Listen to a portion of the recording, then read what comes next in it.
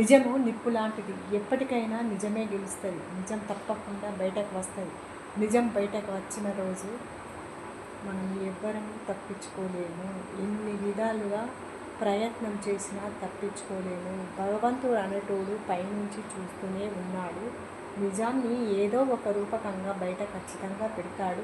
పెట్టి తీరినాడు శిక్ష అనుభవించక తప్పదు. ఆ నిజం అన్నది బయటకు వచ్చిన రోజు శిక్ష అనుభవించక తప్పదు.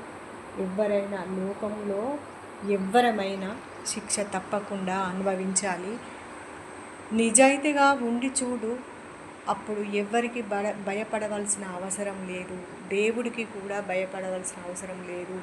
నువ్వు నిజాయితీగా ఉన్న రోజు, నువ్వు అబద్ధాల బ్రతుకుతున్నన్ని రోజులు నీ నీడకే నువ్వు భయపడాలి. అది అందుకోసమే నిజంగా నిజాయితీగా బ్రతుకు. బతికినన్ని కాలము నిజాయితీగా బ్రతుకు.